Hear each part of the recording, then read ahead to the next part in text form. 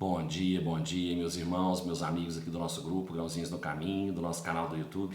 Sejam todos bem-vindos mais uma vez, mais uma quarta-feira, ao nosso pequeno estudo, nosso compromisso diário aqui na leitura do Evangelho segundo o Espiritismo e do Livro dos Espíritos, nossos grãozinhos no caminho de hoje.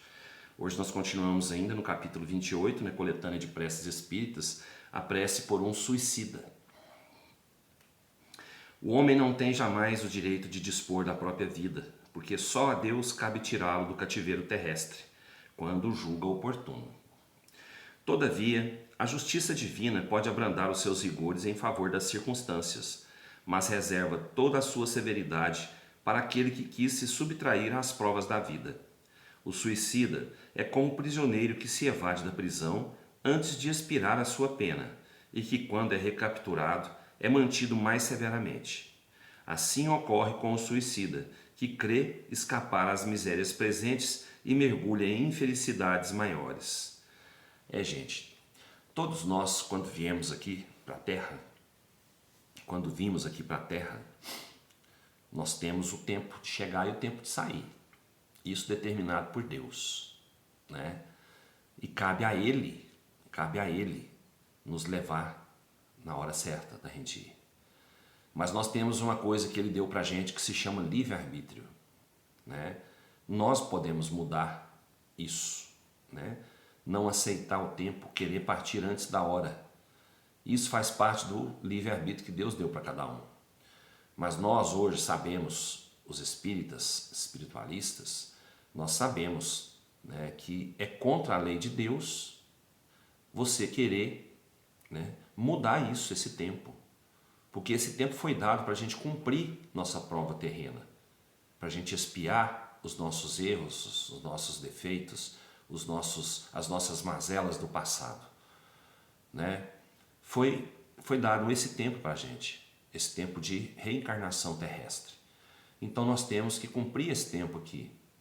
Se nós vamos para casa antes da hora, nós queremos voltar para casa antes da hora, a gente está indo contra esse compromisso que a gente fez com Deus, de cumprir esse tempo aqui na Terra. É como o livro falou, é como um prisioneiro que consegue sair da prisão, que foge da prisão, e que quando é recapturado, a pena dele é mais severamente vigiada, Fica mais complicado para ele. Muitas vezes até ele tem que cumprir uma pena maior por causa disso. O espírito é a mesma coisa. O espírito que foge da matéria antes da hora, vai para o plano espiritual, ele vai sofrer bastante, porque ele está achando que está ficando livre do peso da reencarnação, dos compromissos da reencarnação. E ele vai ver lá do outro lado que ele deixou passar um tempo precioso, que ele poderia ter expiado suas penas, expiado seus erros, cumprido as suas provas e crescido. O espírito do suicida, ele parou, ele não progrediu e ele não regrediu, ele parou. Ele está perdendo um tempo muito grande e ele vai sofrer muito com o remorso, com a dor, porque ele vai ver que do outro lado não aliviou nada aquilo que ele estava sofrendo aqui na Terra. E piorou um pouquinho mais, porque ali ele enxerga, ali ele consegue ver o tanto que ele falhou na sua missão, no seu compromisso. Aí ele sofre, e muito. Mas Maria, nossa mãe, mãe de Jesus, está lá do outro lado, com a sua falange, cuidando desses suicidas lá no Vale dos Suicidas. Que ela tenha piedade de todos eles. A oração. Sabemos, ó meu Deus, a sorte reservada àqueles que violam as vossas leis, abreviando voluntariamente os seus dias. Mas sabemos também que a nossa misericórdia é infinita. Dignai-vos estendê-la sobre a alma de fulano de tal. Possam as nossas preces e a vossa comiseração abrandar a amargura dos sofrimentos que ele experimenta por não ter tido a coragem de esperar o fim das suas provas. Bons espíritos, cuja missão é assistir os infelizes, tomai-o sob a vossa proteção, inspirai-lhe o arrependimento de sua falta e que a vossa assistência lhe dê a força de suportar com mais resignação as novas provas que terá de sofrer para repará-la. Afastai dele os maus espíritos que poderiam de novo levá-lo ao mal e prolongar os seus sofrimentos, fazendo-o perder o fruto das suas futuras provas. Vós, cuja infelicidade é o objeto das nossas preces, que a nossa comiseração possa abrandar-vos a amargura, fazer nascer em vós a esperança de um futuro melhor. Esse futuro está nas vossas mãos. Confiai-vos à bondade de Deus, cujo seio está aberto a todos os arrependidos, e não permanece fechado senão para os corações endurecidos. Perdão, gente. A garganta está irritada. Dá licença. Aí que assim seja, né, gente? Tive que dar uma interrompida aqui, que minha garganta está irritada e estava coçando muito. Me perdoe. O Livro dos Espíritos traz para a gente hoje a questão 669, falando sobre os sacrifícios. O uso de sacrifícios humanos remonta à mais alta antiguidade. Como o homem pôde ser levado a crer que semelhantes coisas pudessem ser agradáveis a Deus? Primeiro, porque eles não compreendiam Deus como sendo a fonte de bondade. Entre os povos primitivos, a matéria vence sobre o espírito. Eles se abandonam aos instintos da brutalidade, e é por isso que são geralmente cruéis, porque o senso moral não está ainda desenvolvido entre eles. Depois, os homens primitivos deviam crer naturalmente que uma criatura animada tinha muito mais valor aos olhos de Deus que um corpo material. Foi isso que os levou a imolar primeiro os animais e mais tarde os homens, visto que, segundo suas crenças falsas, eles pensavam que o valor do sacrifício estava em relação com a importância da vítima. Na vida material, tal como a praticais geralmente, se ofereceis um presente a alguém, o escolheis sempre de um valor tanto maior quanto quereis testemunhar mais amizade e consideração à pessoa.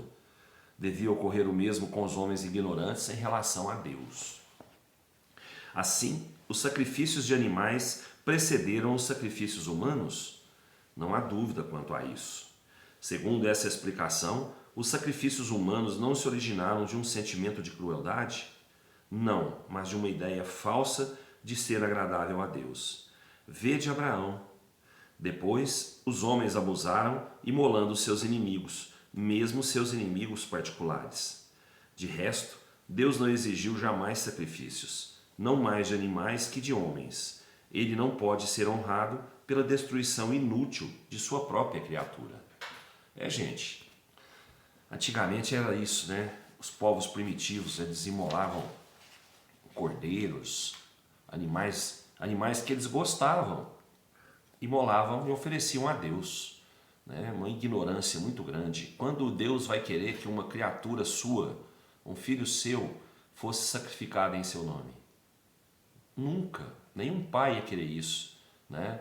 E nós vemos também aqui um exemplo de Abraão, né? Que Abraão, ele amava tanto a Deus, ele temia tanto a Deus, né? Que ofereceu seu filho em sacrifício. Mas Deus não permitiu que ele sacrificasse o filho dele, né? Então, gente, sacrifício a gente tem que fazer hoje, né, dos nossos vícios, dos nossos erros, da nossa vaidade, do nosso orgulho, do nosso egoísmo. Isso que nós temos que sacrificar. Essa vida, vamos colocar assim um termo feio, né, que eu não gosto também, essa vida mundana que a gente tem. Nós temos que sacrificar isso, né, e louvar a Deus praticando o amor e a caridade. E agradecer a Deus praticando o amor e a caridade. Sacrificar, né, nossos momentos vagos, sacrificar isso em vez de ir ver um futebol, ir um barzinho, tomar uma cerveja com amigos, assim. Vamos sacrificar isso, colocar isso em segundo plano. Nós temos uma vida espiritual em caminho. Nós estamos caminhando na nossa vida espiritual, momentaneamente encarnados na Terra. Ninguém tem que deixar de viver a vida terrena, né, para poder praticar o amor e a caridade. Mas vamos sacrificar esses momentos que a gente pode sacrificar, que a gente pode tirar do nosso caminho, vamos sacrificar isso, né? Em vez de sacrificar a gente mesmo, né? Nos torturando, nos machucando, de sacrificar um ser vivo, né? Que ainda tem muita gente hoje que faz isso, né? Tem religiões que ainda praticam isso, infelizmente. Né? Infelizmente, isso não é necessário. Deus não quer isso. Deus não quer ver uma criatura sua morta, né? Para ajudar alguém, para fazer bem para alguém. Não, isso é ignorância, tá? Isso é ignorância. Então, vamos procurar sacrificar o nosso orgulho, a nossa vaidade. Isso é causa de queda para muitos, né? Não está vendo hoje, vai ver amanhã. Que Jesus nos abençoe, nos fortaleça, nos dê uma ótima quarta-feira de paz, de amor, de saúde, de alegria, de trabalho, para que a gente possa continuar firme aí na nossa caminhada. Até amanhã, se Deus quiser. Fiquem todos com Deus. Beijo no coração, pessoal.